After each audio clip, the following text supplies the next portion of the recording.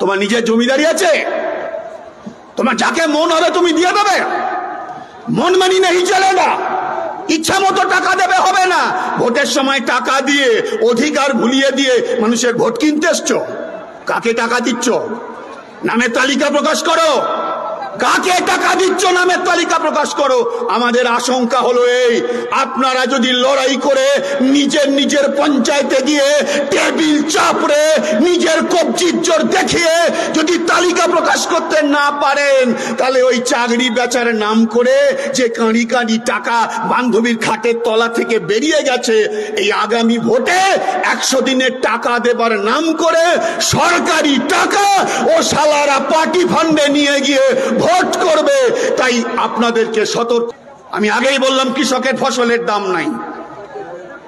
2004 সালে দিল্লিতে সরকার হয়েছিল, আপনারা ভোট দিয়ে বামপন্থীদের 61টা এমপি পাঠিয়েছিলেন দিল্লিতে। ওরা বলেছিল তোমরা মন্ত্রী হও, শান্তি হও। আমরা বলেছিলাম মন্ত্রীর চেয়ারের থেকে বড় কথা তোমাদের সরকার মানুষের হয়ে কাজ করবে কিনা বলো। আমরা শর্ত দিয়েছিলাম, 3টে আইন হয়েছিল। আদিবাসী মানুষকে যাতে তাদের জমি জঙ্গলের অধিকার থেকে তাকে বঞ্চিত করা না যায়, জমি থেকে খেতিয়ে দেওয়া না যায়। এখানে আউসগ্রামের জঙ্গলমহলের আদিবাসীরা এসেছেন, কমরেডরা এসেছেন। এই জেলার জঙ্গলমহল, ওদিকে কাঁকসার জঙ্গলমহল। আদিবাসী মানুষেরা গ্রামের মধ্যে জঙ্গলের মধ্যে বসবাস করে। আজকে জমি হাঙররা সব জায়গায় গিলছে। ইউপিএ 1 এর সময় আইন হয়েছিল, জঙ্গলের অধিকারের আইন, আদিবাসী মানুষদের আইন হয়েছিল। যে কোথায় চুরি চামারি এইসব হচ্ছে, তথ্য জানার আইন। সাধারণ মানুষকে বলতে হবে তথ্য জানার আইন। মোদি এসে এই আইনটার 12টা বাজিয়ে দিয়েছে, লাঠে তুলে দিয়েছে সেই আইন। আর 100 দিনের কাজ, 100 দিনের কাজ, 100 দিনের কাজের ফলে গ্রামের গরিব মানুষ, ক্ষেত মজুর, দিন মজুর, সাধারণ যারা কোনো কাজ নেই, তাদের হাতে কাজ তৈরি হয়েছিল। আজকে কি অবস্থা? এটি আসল কথা। আজকে কি অবস্থা? 2 বছর ধরে 100 দিনের কাজে মজুরি বকেয়া হয়ে পড়ে আছে। দিদিমণি আমার খুব দয়ালু, বলে কি দিল্লি টাকা দিচ্ছে না, তাই আমি আমার তহবিল থেকে 50 দিনের কাজ চালু করে দেবো। আমি আমার তহবিল থেকে বকেয়া মজুরি দিয়ে দেবো।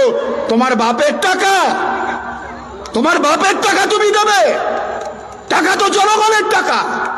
আমাদের কথা কি, বকেয়া মজুরির পুরোটা দিতে হবে।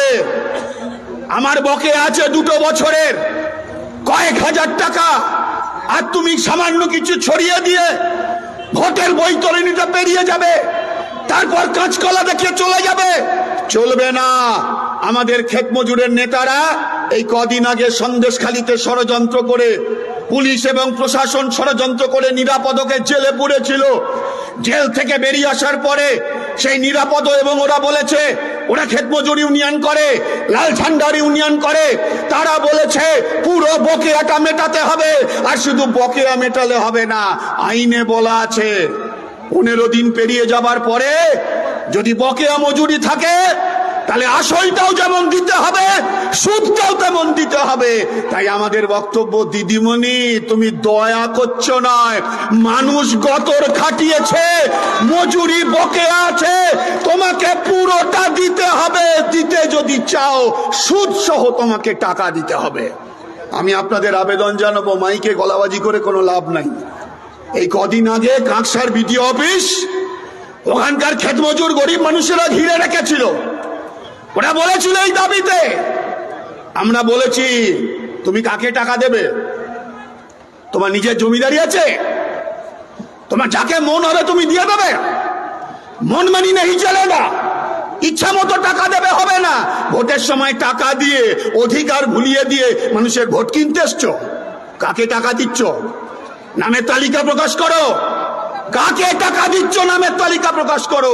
আমাদের আশঙ্কা হলো এই, আপনারা যদি লড়াই করে নিজের পঞ্চায়েতে গিয়ে টেবিল চাপড়ে নিজের কবজির জোর দেখিয়ে যদি তালিকা প্রকাশ করতে না পারেন, তাহলে ওই চাকরি বেচার নাম করে যে কাঁড়ি কাঁড়ি টাকা বান্ধবীর খাটের তলা থেকে বেরিয়ে গেছে, এই আগামী ভোটে 100 দিনের টাকা দেবার নাম করে সরকারি টাকা ও শালারা পার্টি ফান্ডে নিয়ে গিয়ে ভোট করবে।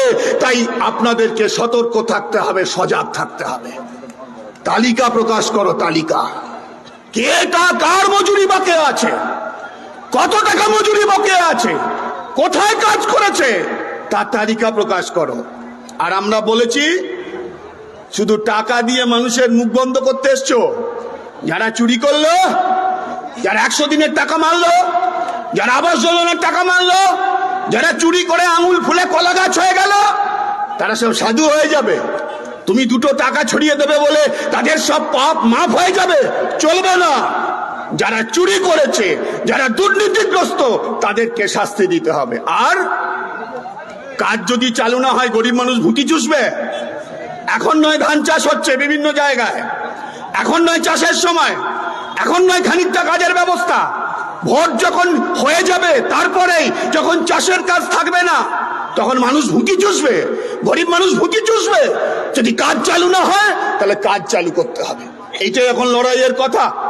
ফসলের দাম দিতে হবে, লাভজনক দাম দিতে হবে কৃষকদের, সারের দাম কমাতে হবে, বীজের দাম কমাতে হবে, জলের দাম কমাতে হবে, বিদ্যুতের দাম কমাতে হবে, 100 দিনের সমস্ত বকেয়া মজুরির সুদ সহ দিতে হবে, তালিকা প্রকাশ করতে হবে, সবকটা চোরকে শাস্তি দিতে হবে, আর ফের ফিরতি কাজ শুরু করতে হবে। এই হলো গাঁয়ের মানুষের এখন আসল কথা। আমরা এখানে মিটিং করছি, এই সভা থেকে আমরা দাবি করি যে দুর্গাপুরের গত নির্বাচনে এই কেন্দ্র থেকে জিতেছিল বিজেপির প্রার্থী। দিল্লিতে বিজেপি সরকার তৈরি করেছিল। কি হলো আমার দুর্গাপুর শিল্পাঞ্চল? ভোটের সময় যে কথাগুলো বলেছিল, দুর্গাপুরের বন্ধ কারখানাগুলোকে খুলে দেবে, সেই কারখানা কেন খোলার জায়গা হলো না? আমাদের মনে আছে 2014 সালের নির্বাচনে আমি তখন ব্যক্তিগতভাবে আসানসোলে থাকতাম। আজকের যিনি প্রধানমন্ত্রী, তার বক্তৃতা আমার কানে বাজে। সেই বক্তৃতা করতে গিয়ে বলেছিলেন আসানসোলের মানুষের কাছে, कि मुझे बाबुल चाहिए, अगर मुझे बाबुल मिल गए, मेरा सरकार बनने जा रहा है दिल्ली में, अगर मुझे बाबुल मिल जाए तो आसनसोल दुर्गापुर सील क्षेत्र में जितना बंद पड़ा हुआ कारखाना আছে सबको ताला हम खोल देंगे। অভিজ্ঞতা কি? আসানসোলের মানুষ মোদিকে বাবুল দিয়েছিল, বাবুলকে দিল্লিতে মন্ত্রী করেছিল। দিল্লিতে মন্ত্রী হেজি বেচি মন্ত্রী নয়, শিল্পের মন্ত্রী। আর 1 বছরের মাথায় বাবুলের নিজের নির্বাচনী কেন্দ্র আসানসোল, সেই আসানসোলে হিন্দুস্তান কেবলস কারখানা, সেই কেবলস কারখানার গেটে একটা আলিগড়ি তালা মেরে দিয়েছিল। তৃণমূলই হোক আর বিজেপি হোক, একটু আগে বাকিরা বলেছে, আমি আমার কথাকে বেশি বাড়াবো না। এরা ভোটের সময় হিন্দু সাজে, মুসলমান সাজে, এরা ভোটের সময় চাওয়ালার বেটা সাজে, গরিব মানুষ সাজে। আসলে এদের ভাব সব বড় লোকদের সঙ্গে। তাই আম্বানির যখন বিটির বিয়ে হয়, সেই বিটির বিয়েতে দরজায় দাঁড়িয়ে রিসেপশনিস্টের কাজ করতে বাধ্য হন প্রধানমন্ত্রী। তাই আম্বানির যখন বিটির বিয়ে হয়, সেই বিটির বিয়েতে পশ্চিমবাংলা থেকে একজনই নেমন্তন্ন পায় আমাদের রাজ্যের মুখ্যমন্ত্রী। বুঝতে অসুবিধা হয়। আমরা যারা সাধারণ মানুষ, বাড়িতে বিভিন্ন উৎসব হয়, আমাদের যার যেমন সঙ্গতি আছে, আমরা কাদের ডাকি, আমাদের আত্মীয় কুটুমদের ডাকি, আমরা আমাদের বন্ধুদের ডাকি। আম্বানির বিটির বিয়েতে প্রধানমন্ত্রীকে ডাকছে, মুখ্যমন্ত্রীকে ডাকছে, বুঝতে অসুবিধা হয়। এরা আসলে কাদের লোক? এই যে সময়টার মধ্যে আমরা আছি, 2019 সালের পরে, গত লোকসভা ভোটের পরে পরে করোনা হয়েছিল, কোভিড সংক্রমণ হয়েছিল, লকডাউন হয়েছিল। আমার এই পানাগড় থেকে শুরু করে একেবারে কল্যাণেশ্বরী পর্যন্ত অসংখ্য ছোট ছোট কলকারখানা যা জ্যোতি বোসের সময় তৈরি হয়েছিল। সেই সময় দিল্লির সরকার আমাদের দুর্গাপুরের শিল্পাঞ্চলকে মরুভূমি বানাতে চেষ্টা করেছিল। তার বিরুদ্ধে আমাদের লাল ঝান্ডা লড়াই করেছিল, কারখানার মজুরেরা লড়াই করেছে, গ্রামের কৃষকরা লড়াই করেছে, সবাইকে সঙ্গে নিয়ে লড়াই করেছে।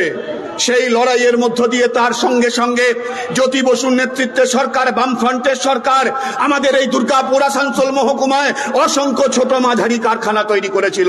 এখানে বর্ধমান সদরের ছেলেমেয়েরা, মানুষেরা এখানে আছে। ওই যে আমাদের প্রদীপ্তা, কমল গায়েন যেখানে খুন করে দিল, সেইখানে বর্ধমান শহরের গায়ে যে অসংখ্য ছোট মাঝারি কারখানা গড়ে উঠেছিল আমাদের এই বর্ধমান জেলাতে, অবিভক্ত বর্ধমান জেলাতে, আজকের পূর্ব বর্ধমান, পশ্চিম বর্ধমান জেলাতে। আর এই লকডাউনের সময়ে আর নোটবন্দির সময়ে, দীপশিতা বলেছে আপনাদেরকে, নোটবন্দির সময়ে সারা দেশের সঙ্গে আমাদের এই পশ্চিম বাংলায় অসংখ্য ছোট মাঝারি কারখানা উঠে গেছে। সেই কারখানাগুলো আর বেশিরভাগটাই নতুন করে কারখানার দরজা দিয়ে, আর দরজা খোলেনি, চিমনি দিয়ে ধুঁয়ো ওড়েনি।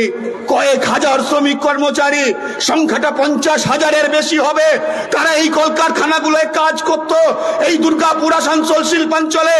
আর এই বর্ধমান শহরের গায়ে কলকারখানাগুলো উঠে যাওয়ার পরে তাদের কাজ চলে গেছে, তাদের কোনো কাজ নেই, তাদের সংসার চালানোর দুরবস্থা তৈরি হয়েছে। জবাব দিতে হবে না দিল্লির সরকারকে? জবাব দিতে হবে না রাজ্য সরকারকে?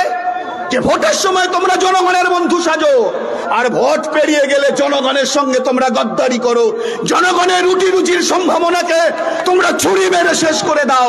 তাই তোমাদেরকে জবাব দিতে হবে। আসামির কাঠগড়ায় দাঁড় করাতে হবে দুটো সরকারকেই।